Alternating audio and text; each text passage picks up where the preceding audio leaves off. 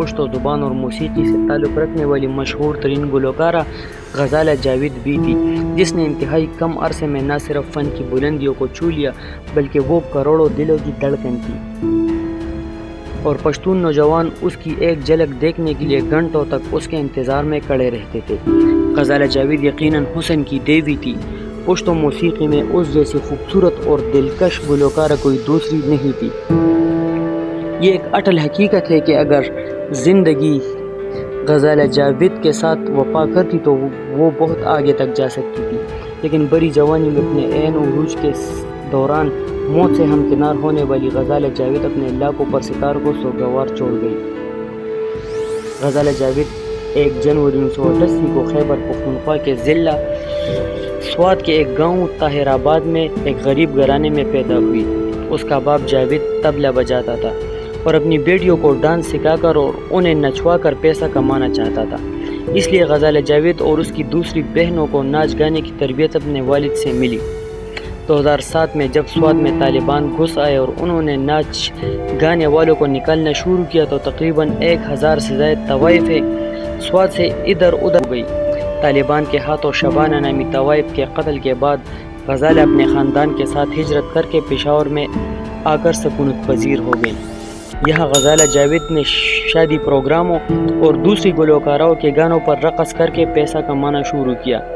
اس بات میں کوئی شک نہیں کہ غزالہ جاوید اپنے باپ کے کہنے پر ناچتی تھی اور باپ کی خاطر اسے نچواتا تھا۔ اس کے بعد اس کے باپ کا ایک مشن یہ بھی تھا کہ غزالہ کسی امیر آدمی کو پانس کر مالا مال ہو جائے اور اپنے ساتھ ساتھ اپنے والدین کے لیے بھی ان مزدوریوں سے نجات کا سبب بن سکے۔ اس دوران غزالہ نے اپنے حسن و دلکشی کی بدولت سینکڑوں عاشق بنا لیے اور وہ اپنے ہر آشنا سے کہتی تھی کہ وہ اس نوجوان سے شادی کرے گی جو اس کے باپ کو زیادہ سے زیادہ پیسے دے سکے۔ وہ 2004 سے سٹیج اور شادی پروگراموں میں ناچتی تھی، لیکن 2008 میں اس نے ہمت کر کے گلوکاری کی طرف آنے کا فیصلہ کیا۔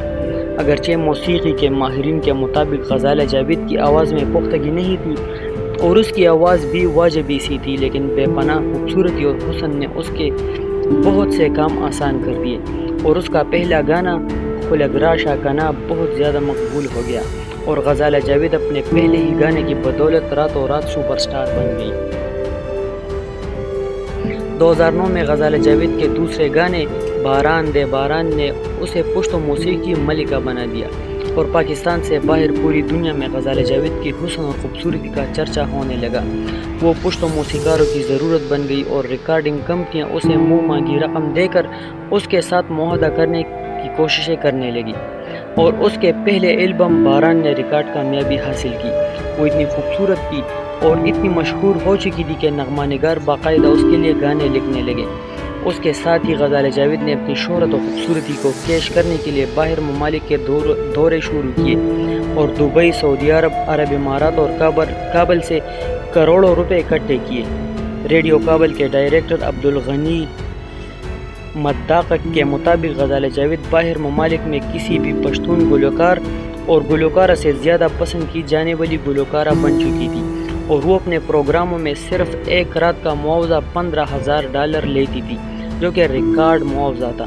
اس دوران غزالہ جاوید کے کئی گانے سپر ہٹ ہوئے، جن میں زلی ونی دمینے، زدچا خلات پکر وڑیم، خلگراشا کنا، باران دے باران، مینا با کبو جانانا اس کی مشہور گانے ہیں۔ اس دوران غزالہ جاوید کے باپ جاوید نے اس کی شہرت و مقبولیت کو خوب کیش کیا۔ 7 فروری 2010 کو غزالہ جاوید نے پشاور کے ایک معروف بزنس مین اور ڈیلر جہانگیر خان کے ساتھ شادی کی اور شوبے سے کنارہ کشی اختیار کر لی، لیکن ان کی شادی کامیاب ثابت نہ ہو سکی اور دونوں کے درمیان چند مہینے بعد اختلافات شروع ہو گئے اور غزالہ جاوید اپنے باپ کے گھر رہنے لگی اور اپنے شوہر سے علیحدگی اور طلاق کے لیے غزالہ جاوید نے عدالت میں کیس دائر کر دیا اور 12 اکتوبر 2011 کو غزالہ نے عدالت میں کیس دائر کر دیا۔ 4 دسمبر 2011 کو عدالت نے غزالہ جاوید کے حق میں فیصلہ سنا دیا اور دونوں کے درمیان طلاق ہو گئی۔ شوہر سے علیحدگی کے بعد چند مہینوں تک غزالہ نے خاموشی اختیار کی اور شوبے سے دور رہی، لیکن 2012 میں اس کی فنی سرگرمیاں پھر سے بحال ہو گئی اور اس نے سٹیج شوز میں شرکت شروع کی۔ 18 جون 2012 کو غزالہ اپنے باپ جاوید اور بہن کے ساتھ ایک بیوٹی پارلر سے تیار ہو کر اسلام آباد شو کے لیے نکلی، جس پر موٹر سائیکل سواروں نے فائرنگ کر کے باپ بیٹی کو شدید زخمی کر دیا، جو پشاور لیڈی ریڈنگ ہسپتال میں زخموں کی تاب نہ لاتے ہوئے انتقال کر گئے۔ واقعے کی عینی شاہد غزالہ جاوید کی بہن نے الزام غزالہ جاوید کے شوہر جہانگیر پر لگایا اور اسے گرفتار کیا گیا۔